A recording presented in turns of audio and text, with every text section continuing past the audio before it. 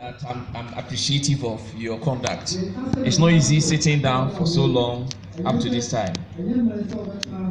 I'm really feeling for you.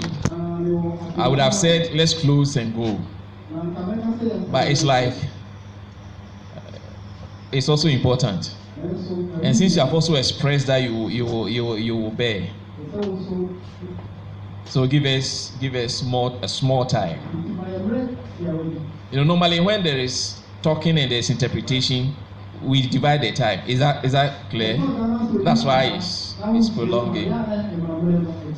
So just bear with us. I'll be snappy, and then we'll have the sense of what we want to have. Effective collaboration of parents and youth leaders to raise godly youths. Effective collaboration of parents and youth leaders to raise godly youths.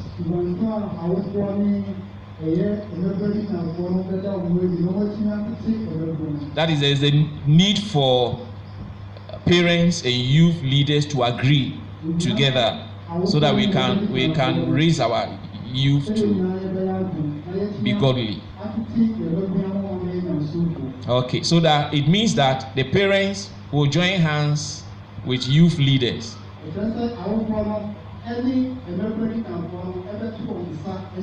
Then they will help their youth to live godly lives. 2 Timothy chapter 1, verse 5 to 7. 2 Timothy chapter 1, verse 5 to 7. When I call to remembrance the unfeigned faith that is in thee, which dwelt first in thy grandmother Lois and thy mother Eunice, and I'm persuaded that in thee also. Wherefore I put thee in remembrance, that thou stir up the gift of God which is in thee by the putting on of my hands. For God hath not given us the spirit of fear, but of power and of love and of a sound mind. Here Apostle Paul was writing to Timotheus, and he said, Timothy, I know something about you. I know your grandmother played a part in your upbringing to be a Christian, and your mother too, Eunice, played a part. And I am your spiritual father, not your biological father. But spiritually I've been able to help in addition to what your mother and grandmother did in your life. So when we talk of collaboration, helping one another, here is a vivid example. Timothy's own parents, that is the mother and the grandmother, help in bringing him up. And then Paul, as an outsider, also came in to help Timothy to be what he was. 1 Samuel chapter 2, verse 18 to 21. 1 Samuel chapter 2. We are looking at verse 18. But Samuel ministered before the Lord, being a child, gathered with a linen ephod. Moreover, his mother made him a little coat and brought it to him from year to year, when she came up with her husband to offer the yearly sacrifice. And Eli blessed Elkanah and his wife, and said, The Lord give thee seed of this woman for the loan which is lent to the Lord. And they went unto their own home. Verse 21. And the Lord visited Hannah so that she conceived and bare 3 sons and 2 daughters. And the child Samuel grew before the Lord. Verse 26. And the child Samuel grew on and was in favor both with the Lord and also with men. Here we see that when Hannah gave birth to Samuel, then she made a vow before even giving birth that the child will be given to God. So when Hannah had given birth to Samuel, and Samuel had gotten to the point of no more breastfeeding, now the mother took him to Shiloh, to the place of God. But then the Bible says every year the mother will be going there to check on the son, whilst Eli also took charge of taking care of Samuel. So that's the collaboration. The mother was playing part in bringing Samuel up, and then Eli also was helping bringing Samuel up. So we talk of collaboration, helping. So we come to the church. The leaders of the church they have a part to play on our youths, and then the parents also will have their part to play. So we have to rally together and see how best this can be effected. Point 1, the need for collaboration of parents and youth leaders. The need for collaboration of parents and youth leaders. Why do we have to get that collaboration? Why should youth leaders and workers in the church and parents join hands together so that we help to bring the youth up in the fear of God? Now I want to read something here for you. This is a leader working among the youth who wrote,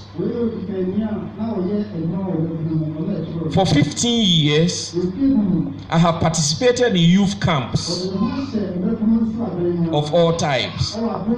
Camping for young people is a great leveler.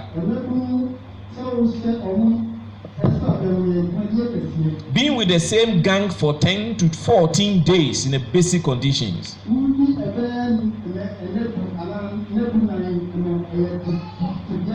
That is gathering with youth for between 10 to 14 days at one place. It gives a lot of experiences. Usually in the middle of the field somewhere. Helps to bring down barriers and defense systems. That is, when you are able to have time to meet with the youth somewhere for between 10 to 14 days, it helps them a lot. In these circumstances, you begin to hear what their real thoughts and feelings are. Because living in this close community causes them to open up. This is a youth leader talking.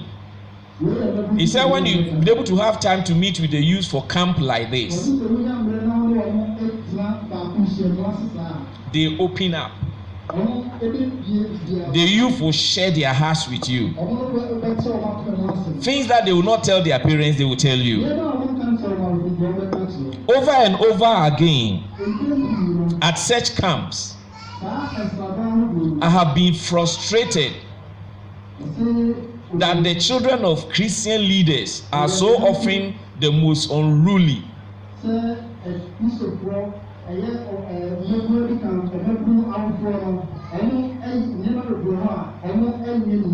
The most messed up,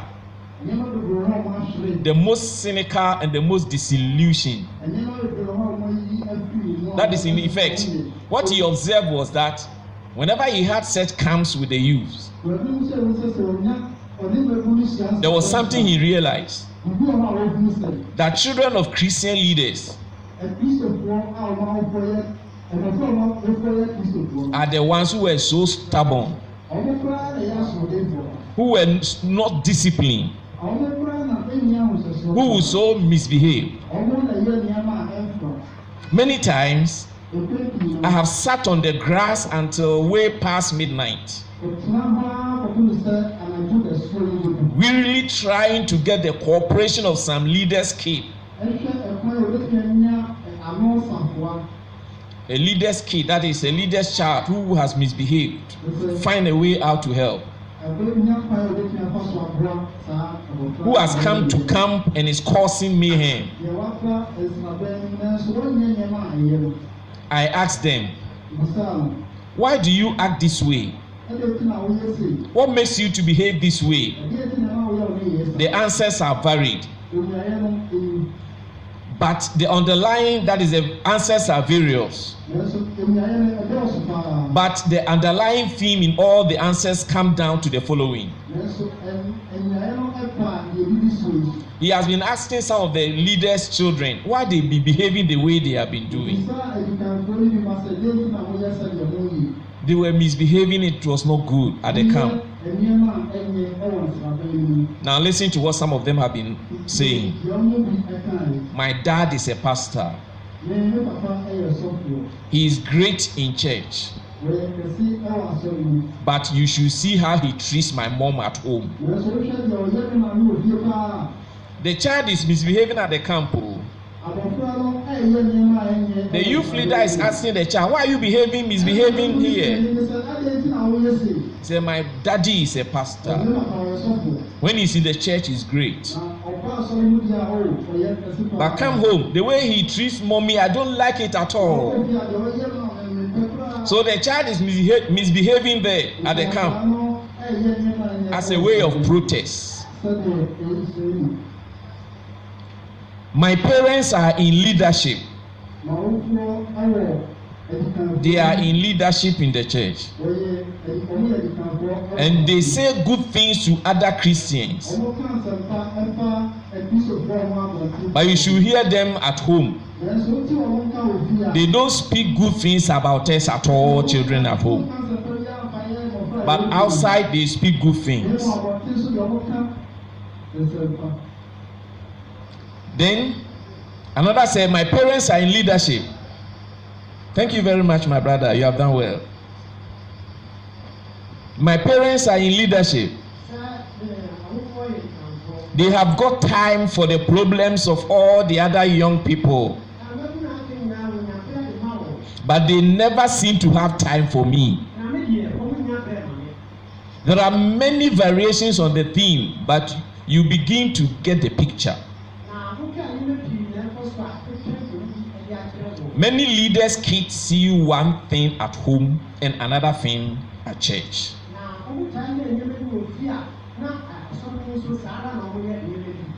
So you see, some of the youth will misbehave because of their parents. Their parents are behaving like angels outside,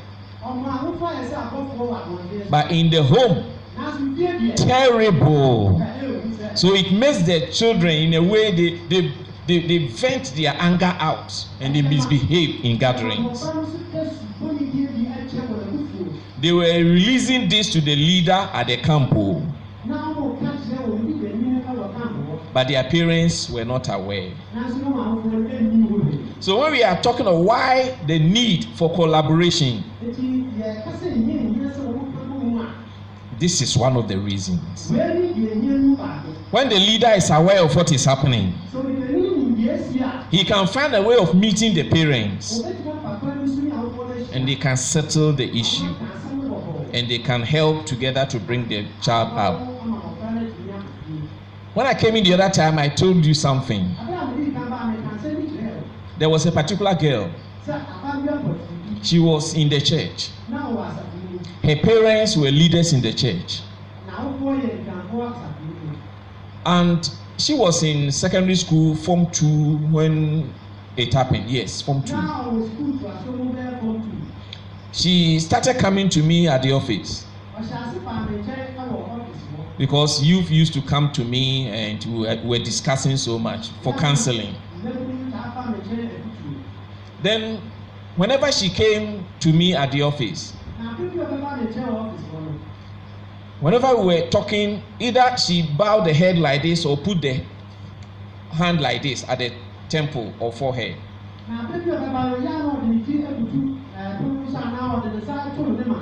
That is whenever we were talking.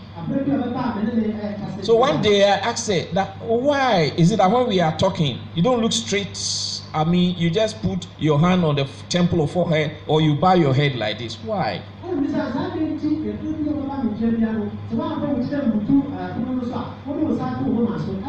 Then she said, Pastor Charles, no problem. Let's go on. It's okay with me. So I also maintain that. So we'll be discussing. One day she came and said, Pastor Charles, you asked the other time that why do I put my hand on my forehead or I bow my head? I will tell you today. I befriended a white man. Then one day he took me to a beach in Accra. They call Coco Beach near Nungwa. That day we got to the beach. There was nobody around. He took me deep to a particular place. We sat down. Then he brought out an oil. Then he smeared my palm, my hand like this with the oil. Then he told me, the white man told me, you are going to be mine forever. She said she thought the white man meant that they will keep friendship for a long time. For a long time. Then when the white man said that and I smeared the oil on the hand like this, they found themselves under the sea. And when they got under the sea, she said, Pastor Charles, come and see. Distinguished, noble people. They started coming to me to welcome me. They said, you are welcome. It's good you have been here. Anything at all you need in life, you have it. They started appreciating and they started promising. They started saying a lot of things to me. Then she was initiated into the craft, the something, the cult. Now, for some time, after certain things they have done, they came back to the beach, to the shore. Then she told me, so her powers were on the forehead like this. That was why whenever she was talking to me, she either bow like this or put the hand here. She said they will be operating 12 noon. Every time they were operating 12 noon. That is in the afternoon. Noon. And she was a day student. Whenever it was 12, she had to move out. Getting to 12, she had to move out of the class. But they had to go and operate. She had done abortion for about 5 times when she was talking to me. And it was terrible. She narrated of a lot of things. She said she had hired the house, a room outside. She was saying with the parents. The parents were leaders in the church, our church, Deeper Life. They never knew anything about what was happening to her. And she had a room outside. And the dresses, all type of dresses, they were inside. I met her in town one day and I saw it. It was true. I went out with my children to show them some places in Accra. At a point in time, I felt they were hungry. So I wanted to find some restaurant around Owusu area there so that you have some lunch. So we located a particular restaurant, so we're going towards that. Then I saw 2 ladies were coming like this, facing us. The way they were dressed, I didn't have in mind that I knew any one of them. My wife was in front with some of the children, and I was behind with some of them. Then it got to a point my wife stopped because she knew that lady and turned to me and said, "Hey, your daughter." Then I looked straight. It was her. The way she had dressed like the Indian ladies, the way they dress. She was walking with a friend. And the way the friend had also dressed. So when I saw her, I was shocked. Because the dressing, I said, "Wow." Then she introduced me to the friend. She told the friend, "That's my pastor." And the friend looked up and said, "Oh, okay." Then she asked me, "Pastor Charles, where are you going with your family?" I said, "Well, the children took them to some places and they're hungry. We want to have some lunch for them." Then it's okay. Then she was laughing. She knew I had seen her in whatever she knew she had to be. And it was serious. And the parents were not aware. And it was out of those things she went under the sea to have. Now, later on, we planned to give her the deliverance that she needed. But when we were planning for her deliverance, I told her one day that, "My lady, your mommy is a leader in the church. Your father is a pastor in the church. I want to discuss with them so that together we can be praying and see how best you can be helped." She told me, "No, I don't want my parents to know about it." So when she told me that, I also kept it. I said, "Okay, that's all right." I didn't force my way to just force and tell the parents, "Hey, come, your child is..." No, I didn't do that.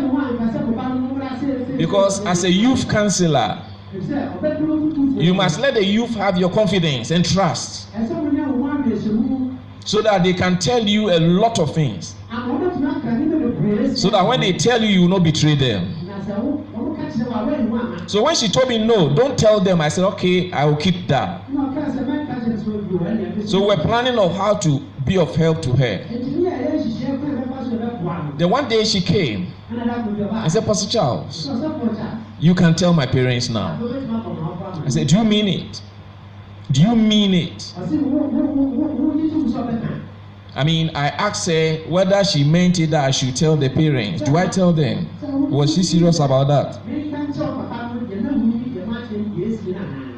He said, "Oh yes, you can now tell them." So I organized and then called the parents and I told them. Imagine it. It wasn't easy for the parents because they were not expecting it, that their own daughter to that level had that powers. Come on. But by God's grace, we were able to let them understand that it could happen to anybody. So by God's grace, the deliverance came. Now there was collaboration from us and the parents, and then the daughter was held. So when we talk of the need for collaboration of parents and youth leaders, this is the essence. This is why it is needed. We join together, we join hands together, and then see how best to be of help. I said it the other time also, that some of our youth leaders were having prayer session at Dansoman. They had prayer meetings. So they have been praying. Then there was a particular girl, a youth girl, who came around. And they were able to witness to her. And they brought her to the fellowship, the prayer sections they were having. So one of the prayer sessions, this lady manifested that is the power of God touched her, work upon her. And she started confessing to them. And she confessed to our brethren there that the father who was taking care of her, she has rendered the father to be bedridden. So the father was at home, couldn't go to work anymore, was bedridden. That is suffering from stroke. She caused it with her people in the spirit. And very soon the father will die. And when the father died, should die, it will be the turn of the mother, because they are promised to promote her. So our people, the youth leaders, went to the house, planning how to be of help. And when they went through, the father was there bedridden, that is suffering from stroke. So they volunteered to be praying for the daddy and also for the mother. But listen to what happened.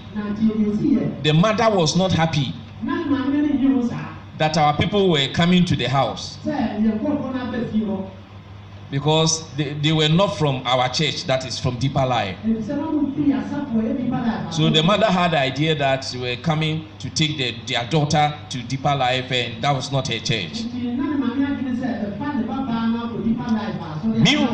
Meanwhile, the mother didn't know the husband who was in bed, lying down there helplessly, it was the cause of the daughter.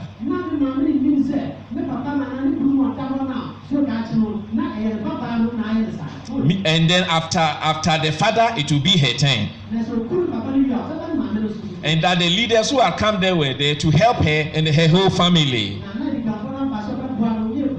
But the leaders were using wisdom in dealing with the case.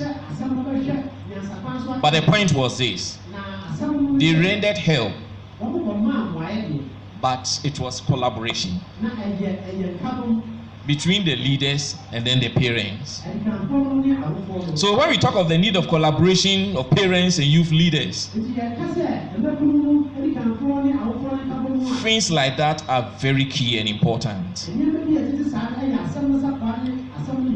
It is important because there's a generational gap today. Generational gap. That is, there's misunderstanding between parents and then the youth.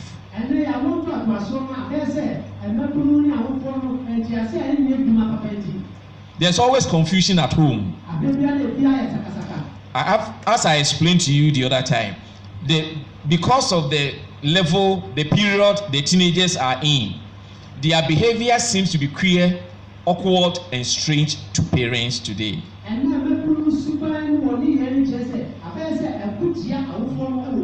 I told you that many parents are forgotten when they were teenagers and adolescents. So they act and behave anyhow towards their teenagers and adolescents.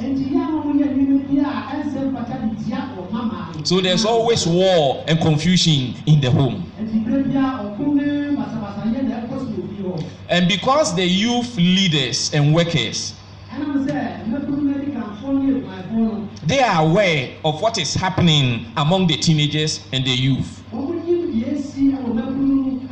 they are able to explain things to the parents appropriately very well.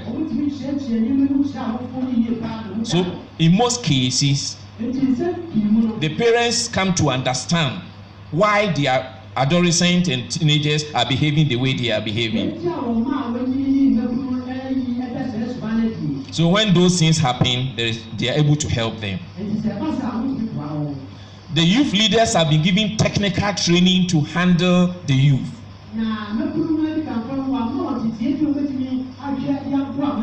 So when parents join hands with the youth leaders, they are able to, with the parents, help the teenagers with the technical training that they have been given. Hence the need for the collaboration. Some children, some youth too, they feel confident, they feel relaxed, sharing their difficulties with youth leaders more than their parents. Like what I've just read to you. There was a camp meeting. And the leader was able to find out why the youth there were misbehaving. They were the people who were causing mess.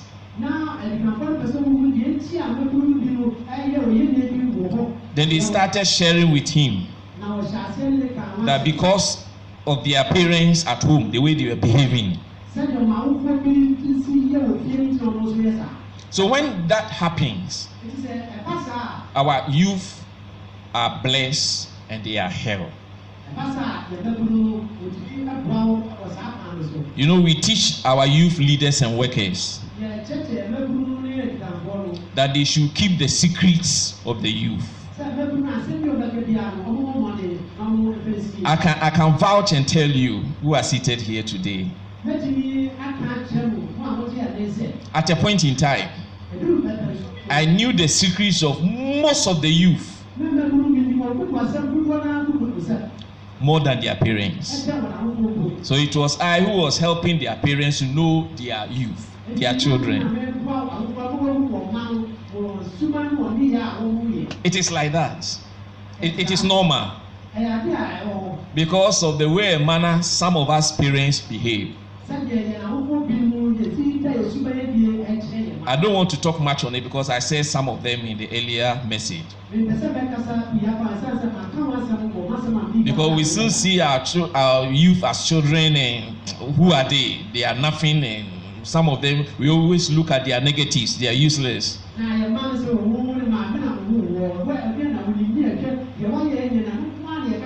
But let me surprise you with this. When the youth come to me in the office, I give them first class treatment. I give them VIP treatment. When they enter, they knock and they enter. I tell them, yes, come in. And when they enter like this, as BBO or as small as he or she may be, when they enter like this, I say, at times I tell them, am I seeing well? Let me brush my eyes well and see whether my eyes are not deceiving me. Hey, what happened for me to have such a distinguished VIP person today? Where I slept yesterday in the night, I'm going to sleep at the same place. Is it by mistake that you bump in here, or you say you are coming to Pastor Charles? Oh, I'm blessed today. Oh, come have your seat. Please sit down. What? That is, you're welcome. Then I will start asking some questions. How was school? How are things at home? I hope dad and mom, they are doing well. Whoa, that's great. See the way you are growing, very nice. You are eating all the food at home. Leave some for me, oh. And we will talk in that level, and I will let the youth feel he or she is important. And then we will talk. At times they will come to the office, they don't have anything to say. So whilst I'm talking to them in that manner, and I realize that they don't have anything, I'll continue to talk to them about how they must behave, take them to the Bible, ask them certain questions, how they should answer, and then I will be helping them. At times, when there is the time, I can sit down with a youth for 1 hour or 2 hours, and I will make them to talk. In fact, they will talk, and I will be listening. I will have all the ears to listen. I will say, wow, you did that. Great. Wonderful. I will be expressing those things to them.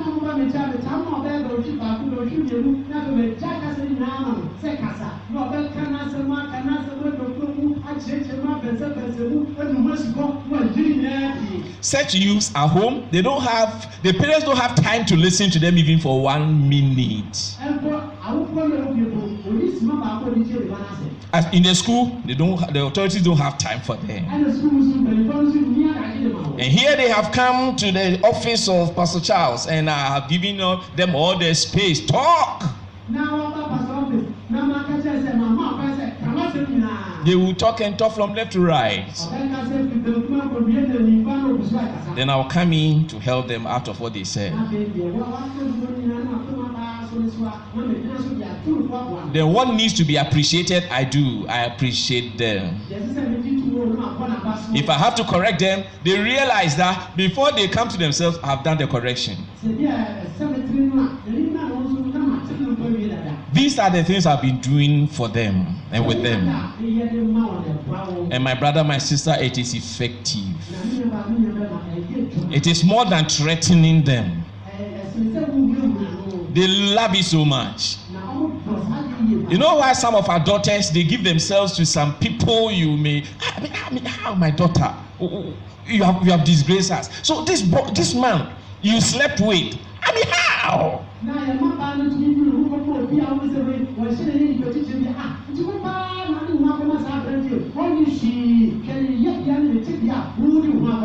you know why it happens so? In the house, immediately daddy or mommy sees Akosia or Ekuya, look at her. You don't know how. You don't know anything. Hey, I'm thinking of the husband you marry in future. Your husband will be beating you every day. Look at how you even prepare soup. Things fall apart. Matimatina. It's only negative. Look at their face. It was the time I gave birth to you, everything turned upside down in the house. Whenever you come home for meetings or for holidays, I don't like it at all. Those are the things you are telling her. But when she gets outside there, that area boy, that rock pusher, that power boy, when he meets your nice daughter, whoa, Mrs. Golden Lady, the whole area, you are first class. You are beautiful than all the girls around. The way you walk, yes. Come on, when you walk, I'm melted. Yeah. Where did you come from? Were you released from heaven? Yeah, so ladies, girls like you are in this area. Wow. God can create a manufacture. That's what the boy is telling your daughter. Your daughter doesn't hear these things from you. By mistake, she won't hear. And now this power boy is telling her. And every human being, let me tell you tonight, every human being wants to hear sweet, good things. When you send your daughter the next day, she ought not to pass through that place again. No. In fact, where she has to go for the errand, it's not at that place at all where the boy is. I mean, where you send her to, it's not where that boy is staying. No. It's not that place at all. But because she wants to hear those things again, she will maneuver and go and pass there. And when she's walking and she hasn't seen the boy, she'll be slowing.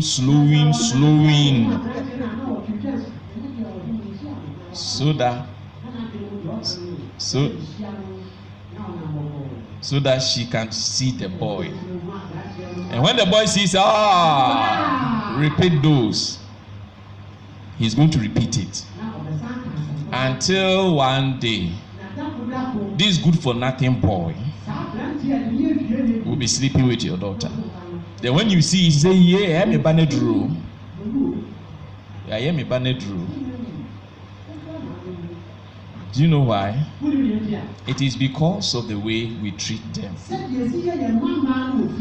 So I gave you this picture for you to know that it is some of us parents who push our daughters and sons into trouble. But there's that collaboration because we know their language, we know how to speak their language. We have been taught in that technical way how to approach them and how to behave in such a way that they will be happy with us.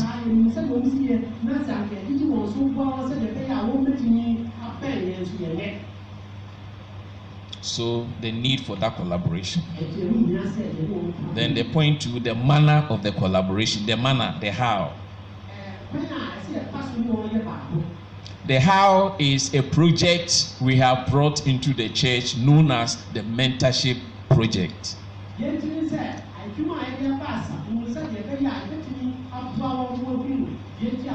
The manner to go about that collaboration, that is the youth leaders and workers joining hands with parents. We call it the mentorship project. That is, mentorship means that we have a matured adult spiritual brother or sister whom a youth has been assigned to. So every youth will be assigned to a matured brother, a matured spiritual brother or sister.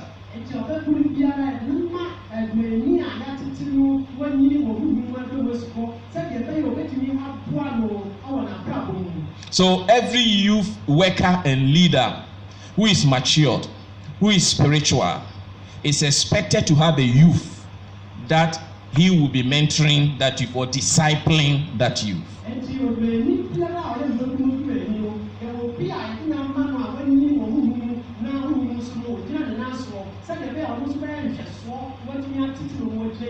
That is, we have given youth, the students, to a matured spiritual youth leader and worker to disciple.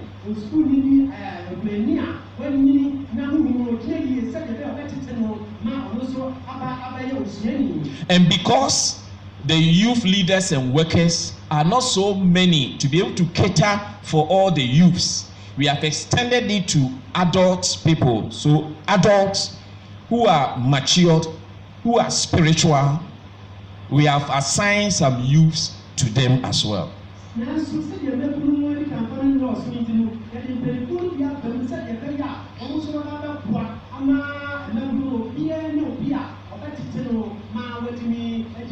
So an effective collaboration now is this. These matured adult spiritual youth leaders, workers, or even adult mature spiritual workers, we know we are using words matured spiritual. They have been in the church for some time. Most of them had been at a time when we had revival in Deeper Life. So they will be able to transmit and explain things to the youth who are now coming up, how the revival was and what is expected of them.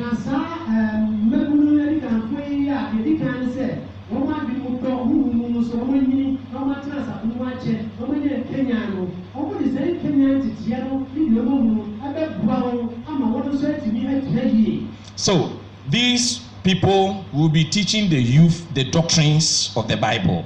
And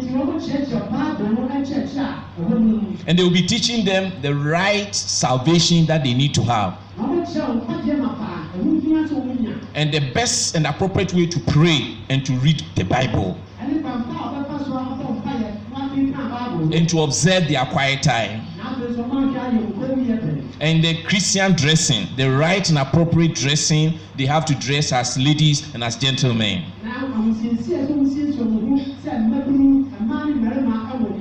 Then we have culture. The church has a culture and tradition.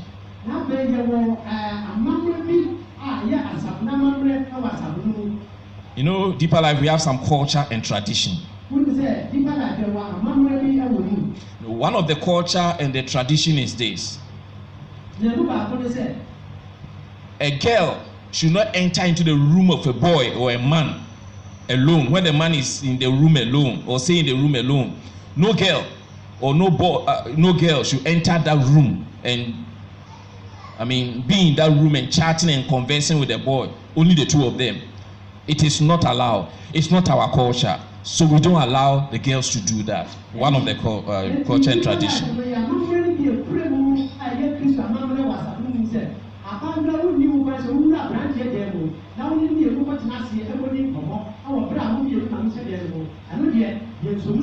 More so, it's not our culture or tradition to see a boy and a girl eating from the same plate or from the same bowl. We don't allow that. It's not our culture.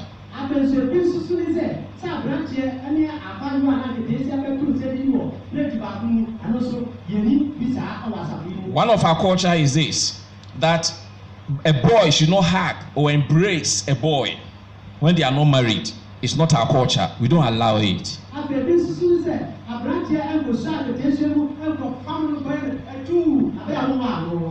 It is not our culture. We don't allow it. It's not our culture for a boy to leave the beard and the mustache. Unshaven. That is, you must shave if you're a boy.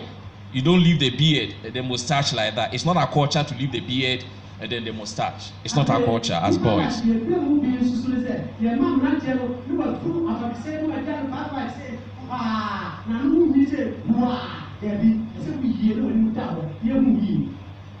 And there's a way the ladies must dress and the way the gentlemen must dress. These are the things we inculcate, implant, and put in the youth. And it's part of the collaboration. That when we do that in helping the parents, so that our youth will become godly and have the fear of God in them.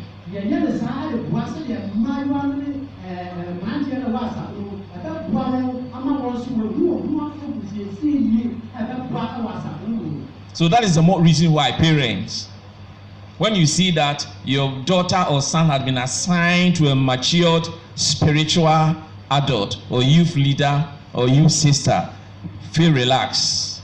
There's no cause for alarm. It's for the betterment and the good of your child.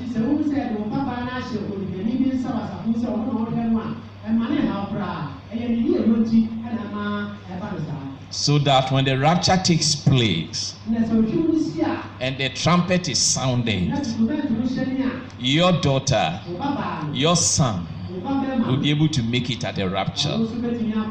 Or if Jesus tarries and your daughter and your son grows up, that person will become godly, and his future, her future will not be in a mess.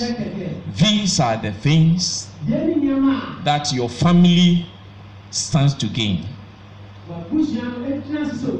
So let us all join hands and hearts together to make it a reality, to make it a possibility. The Lord will bless his church. The Lord will keep his church. The Lord will see his church to have progress. And all of us will have peace in our lives. And our children will not chase us. And they will not disobey us. And all the toil we are putting in will be rewarded in Jesus' name. Let's rise up and pray.